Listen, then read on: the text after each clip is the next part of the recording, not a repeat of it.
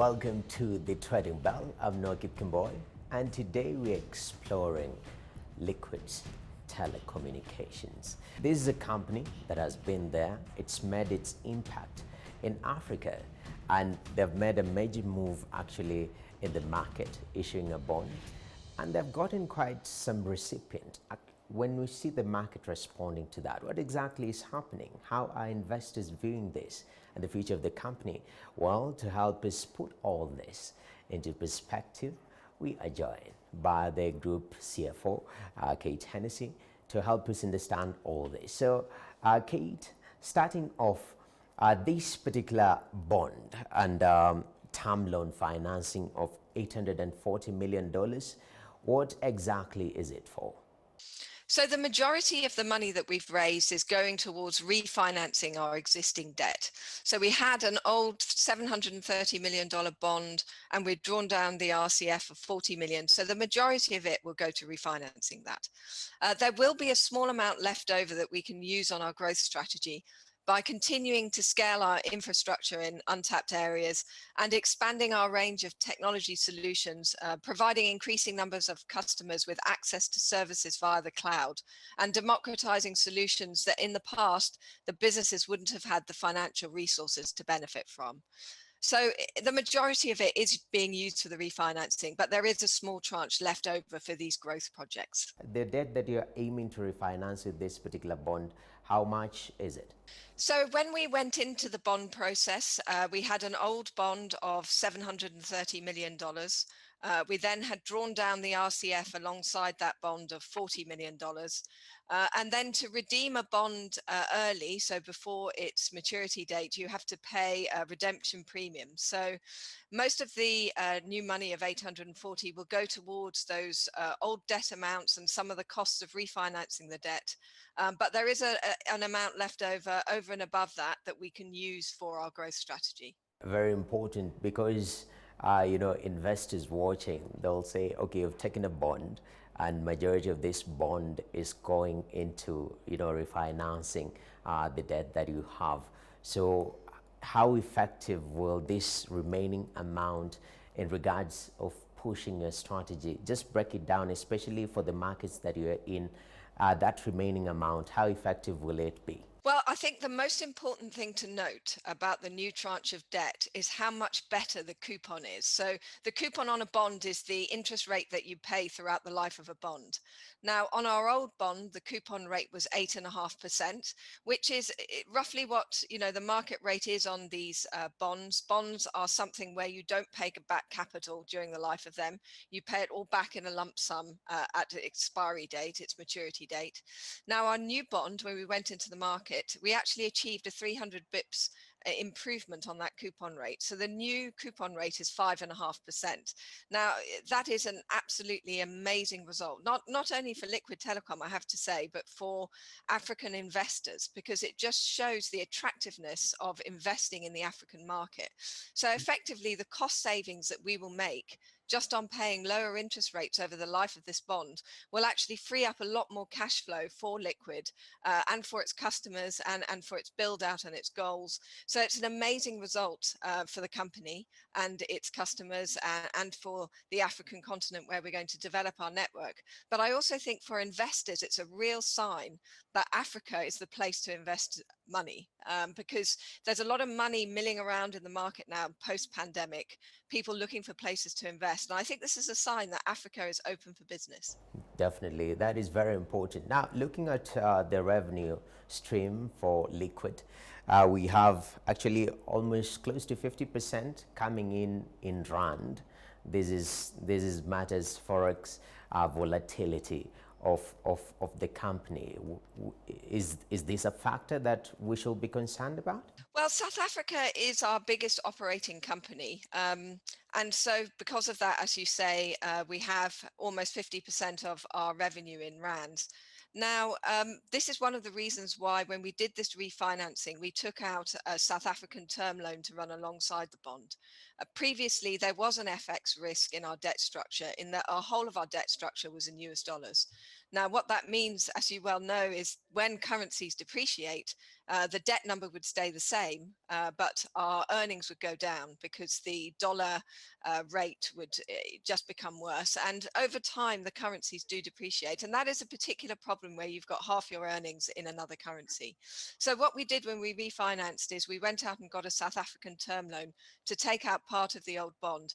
That term loan will sit in South African rands, and that will help mitigate the FX risk, so that if there is further depreciation in the rand, not only would it impact the EBITDA, but it will also impact the debt, which means our leverage ratios can remain stable. That's very important to note, because it is quite a concern having 50% of the revenue coming in rand, and this division, we understand 32% in dollars, and majority of the debt was actually in dollars. But moving on swiftly, in terms of the markets that you're in, there is the element of emerging market risks. Look at Kenya, Zambia, the regulatory environment. Is it something that you're concerned about moving forward? Well, I think, as you rightly pointed, this is emerging market risk. This is the risk of doing business in some of these countries. But I think with Liquid, we address that risk quite effectively. We're very diversified. So we're in many different countries, Tanzania, Kenya, Uganda, Rwanda, Zimbabwe, Zambia, South Africa, Botswana. I mean, there are lots and lots of different countries and that helps diversify the risk. So that if one country is having difficulties, then generally you'll find that the other countries are doing okay. So that there is always a level of emerging market risk in the countries that we operate in. I also should point out, and it's a point that you were making earlier about the South African rands, that most of the rest of the economies we're in are not single currency economies. So you look at Kenya, for example, you've got the Kenya shilling, but there is also some trade in US dollars. And it's the same in almost every jurisdiction we're in. There is a mix of currencies. So it's not all focused on local currencies in every local operation. And I think that helps diversify the risk. We also at Liquid have a strategy of having people on the ground. So if you look at our operations, they're all run by local people. There are very few expats that we put in and out of the businesses. It's very important for us to have people on the ground who understand the local business and the local regulations, and to make sure that we're staying current with everything that's going on in these economies. The issue of projections now into the financial year 2022, there is the concern of your capital expenditure going up. Are there other mitigation measures that you're taking to deleverage yourself as a company? Well, in terms of deleveraging, going forward, we see two paths to deleveraging. One is the South Africa term loan has an amortizing portion, so that will naturally delever us as the amortizing takes place. The second thing is we do see our EBITDA growing. And as the EBITDA grows then and the debt stays virtually the same, then that will also help delevering. In terms of the capital expenditure, we've been doing a lot of work in generating more free cash flow, which enables us to invest that back into the business. We believe in growing by expansion. So where there are projects that we can spend the money on that will give us a return, then we will look for those projects to spend the money on and invest wisely. We don't spend speculatively, so we're only spending where we believe there's a growth opportunity. And we're making sure that with the way our cash flow works, what we're doing is reinvesting what we're earning back into the business so that the company can grow further. That's very diligent of the company. Majority of what you make, you reinvest back. And I understand, investors in the company, one of the key issues they look at, is the dividends. And that investor confidence, especially at a time where you're going into the debt market, how's the engagement been with your investors? Yeah, it is an important point. I think we were very lucky on this deal that we had an enormous amount of investor interest in the deal. If you look at it, I think it was over 230 investors showed an interest in the new bond, which is extraordinary. And it just shows what the interest is in these growth technology industries, and particularly in Liquid with its vast network across the continent.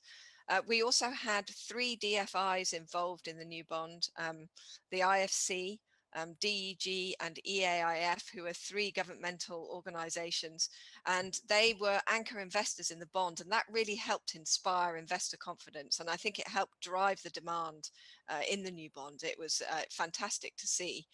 In terms of the dividend policy, we have for many, many years reinvested the money back into the business, and we're going to continue to do that. Certainly while we're in this growth phase, I think the shareholders recognize that's got to be the focus for the company. Definitely. Actually, speaking of the shareholders, they agreed to reduce their dividends from $13.5 million to $1 million. I meant to understand. How did you end up having that kind of agreement? The shareholders recognized that growth was the strategy that the company needed to take. We've got a diverse group of shareholders, and we're very lucky that they're completely supportive of the business, very supportive of the strategy that we're taking. And, you know, they supported our policy of putting the money back into the company and growing and looking to the future.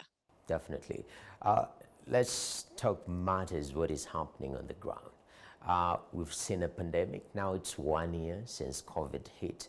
The role that your business has played during this pandemic, we understand the digital migration has been huge and massive, and you guys are at the center of it. How has this impacted business for you? It's had an enormous impact. I think just looking at the positives to start with, as you say, you know, it has accelerated the move to digitalization for a lot of businesses, particularly in the regions that we're in. So I think in a lot of countries, and I'll take Kenya as an example, there wasn't really a culture of working from home before. I think, you know, most people came to the office, and I think, you know, this has really made people rethink their strategies around how people work, how they will do their work, you know, access to systems, access to information, cloud services, storage facilities. I think it's really accelerated those conversations, and we've noticed it from our customers. There's been a lot more interest in the cloud products. I mean, it's been great for us to see. I think there's also been a surge in people wanting fiber to the home so that they've got effective connectivity at home, which wasn't necessarily that important before. So it's driven a lot of those things forward. I think in terms of how it's affected the business, we're lucky in that we're effectively very resilient to COVID. The biggest impact on liquid, and I think you mentioned it earlier as well, was the FX impact, because the currency's depreciated against the dollar, and that obviously had an impact on us. But in terms of products, it's been fantastic for us to see, because really for the last couple of years, we've been trying to push these digital solutions. We know it's the future. We can see that it's coming. And I think this has just really helped with the adoption of those new products and services. Definitely. In fact, I wanted to ask whether, you know, liquid, you've been monitoring the impact of your business and the general, you know, environment. People are in the telecommunications sector in regards to the impact of telecommunication sector in the economy, first-hand impact. Has there been any statistics, data from this particular field? I haven't seen any as yet, but I think they will start coming through in the next few months. I think telecoms has had a bit of a different type of impact. So on one side, the sort of virtual services, the cloud services have done particularly well. I think on the mobile side, you know, when people are not out and traveling as much, what we found is people weren't using their phones as much as when they were going to and from work. So, you know, when there were very strict lockdowns, and if we look at South Africa, they had a very strict lockdown compared to some of the other regions we're in, that did really impact businesses, in particular, all businesses, because everything was closed down. And I think those very strict lockdowns were hard for everybody, all businesses to deal with, because they really did, you know, shut the shutters on people being able to perform. I think coming out of lockdown, what we're seeing now is a surge in demand for some of these products. And I think we will start seeing that come through in the next few months. Definitely. Thank you very much, Kate Hennessy, Group CEO of, you know, this Liquids Telecommunications company. We appreciate your time and your engagement.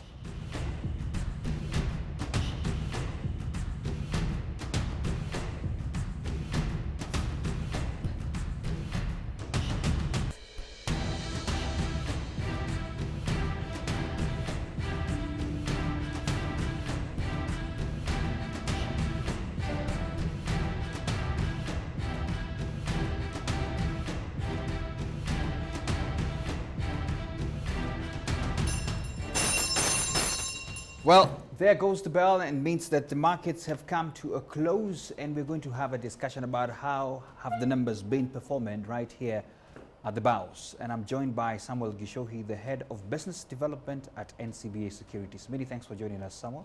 Thank you, thank you. There's a lot of excitement. You know, we just had a vaccine now coming yesterday. People are looking forward amazingly. Of course, one of the discussions is who's going to get the first jabs. But I don't know how the market has reacted to this, just generally, globally, and even here locally. Have you made any observations? Well, I guess it could bring a bit of confidence, a bit of better sentiment. We haven't really suffered from the pandemic, per se, apart from, say, economically because of the lockdowns and you know, the changes in working hours, the curfews. But I think it's good for investor sentiment. Seeing what is happening, you know, in the other big economies, I don't think there's been that much of a major impact. So I think at the end of the day is how we continue to manage the pandemic, because having the vaccine doesn't really stop us from wearing masks and keeping social distance.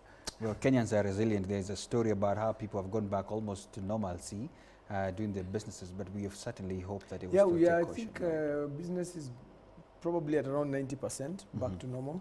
So that said, it means that we should see the economy pick up, the economic growth pick up, which is good for us. Again, even for the government, because seeing that we have budget deficits, it means that the taxman needs us to be back at full business for them to be able to collect enough revenue. Absolutely, because there's a lot of talk about, especially the tax measures that are being put in place. But anyway, that's a conversation for another day. Let's get into the markets now.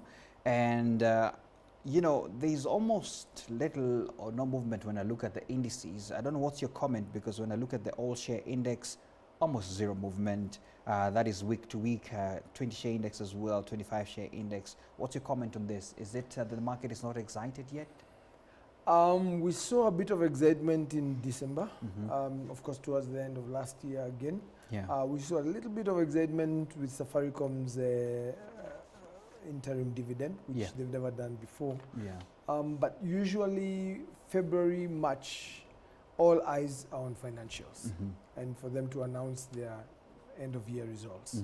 They haven't announced, and that means everybody is watching to see. Those are the ones that will drive the agenda going forward. So we are waiting now to see what especially the bigger banks, Equity, Cooperative, ABSA, NCBA are going to announce. Of course, we know quite a few of them have given profit warnings, and so the expectation is that there'll be lower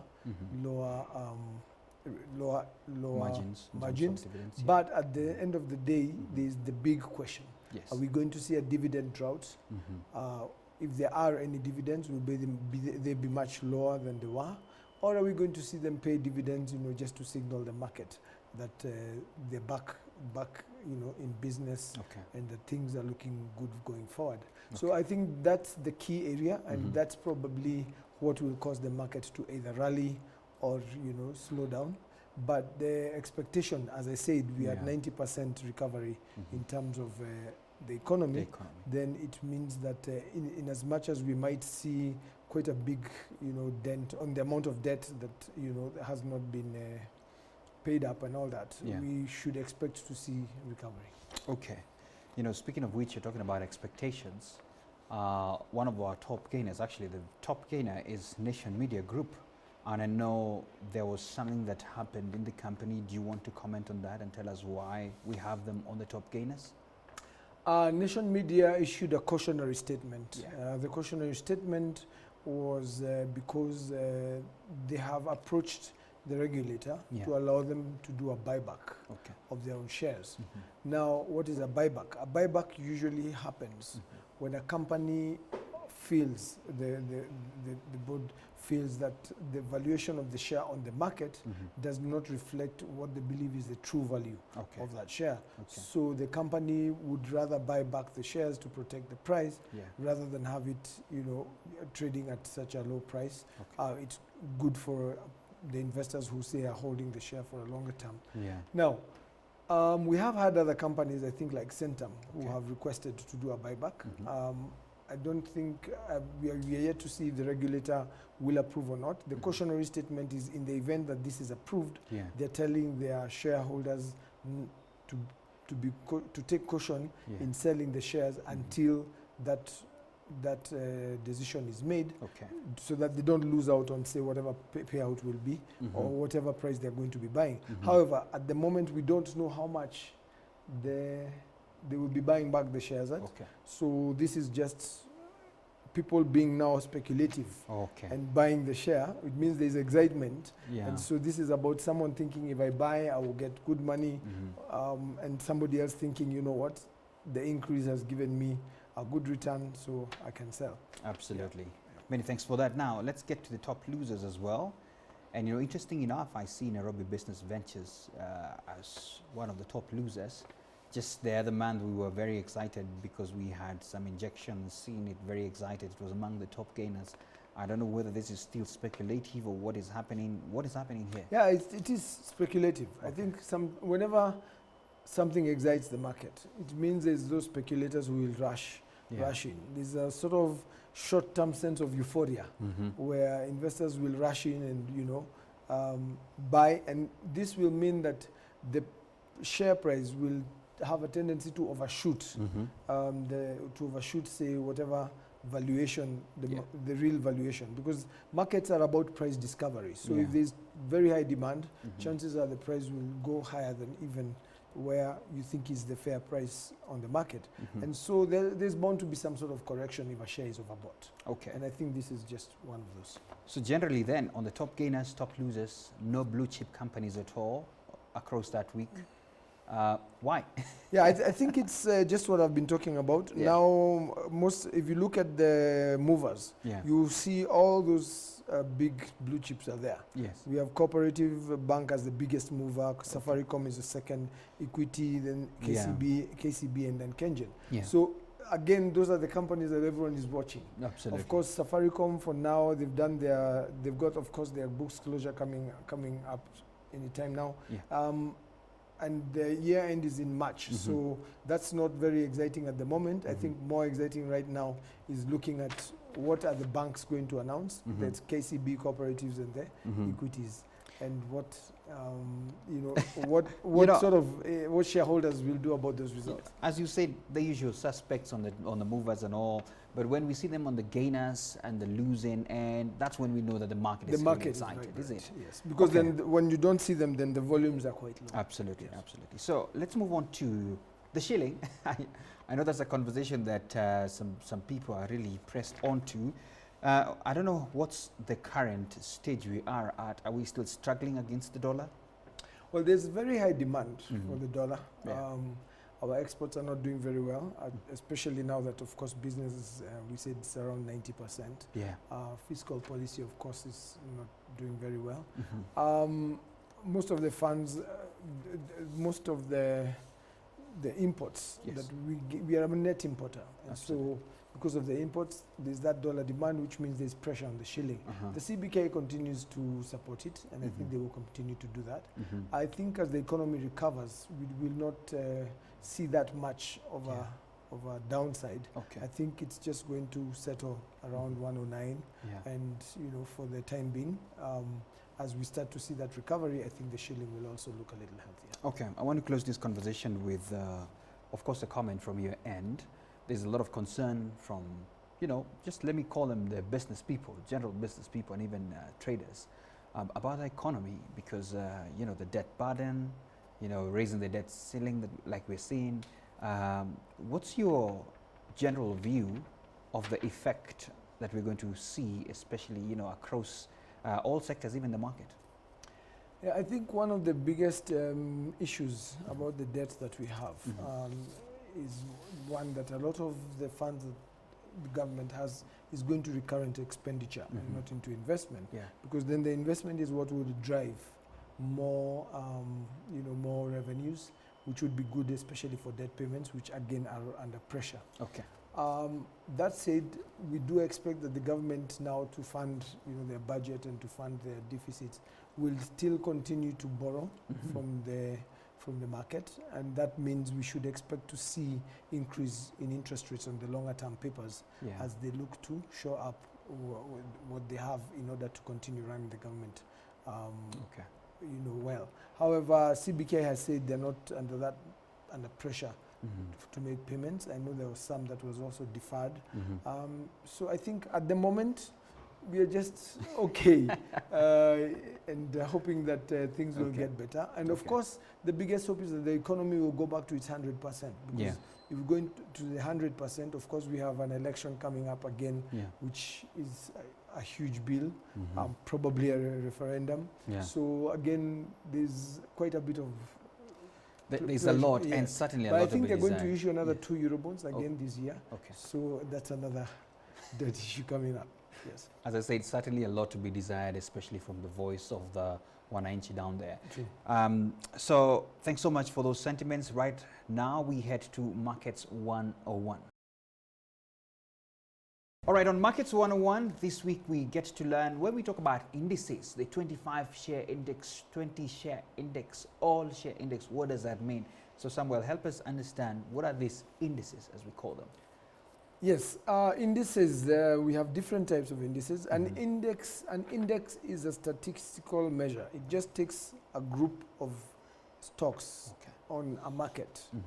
And based on their movement, of course, it can be weighted either on, it can be market weighted, it can be weighted on the market capitalization, it can be weighted on the price. But what happens is that you take those companies and their movement is going to tell you the movement of the market itself. The selection of those companies, again, for example, if it is price weighted or market capitalization weighted, then certain companies will be selected because of their importance to that market. For example, you probably won't see an index without Safaricom on it, because Safaricom takes up about 60% definitely a high of the market. Mover. And that means that if Safaricom moves, then it moves quite a bit of the market. So an index is really the way we check your pulse. It checks the pulse of the market to see which direction the market is moving in. We have several indexes. We have the all share index. This just takes all the shares, and it's a market weighted index, and it sort of moves with the market. We have the Hennessy 20 share index, which is price weighted. We have the 25 index. The 25 index is also the one that we use to monitor derivatives as well. And these indices, people can you can actually buy a derivative on the NSE 25 index, which means you are buying a derivative saying the market will either go up or down, or based on that index itself, and what movement it will make. So an index is really just a sort of view using a few companies which have impact on the market to be able to tell the direction of the market. All right, quite some mouthful there for you. Now I hope you get to learn well what all these numbers when you see indices coming down the screen mean.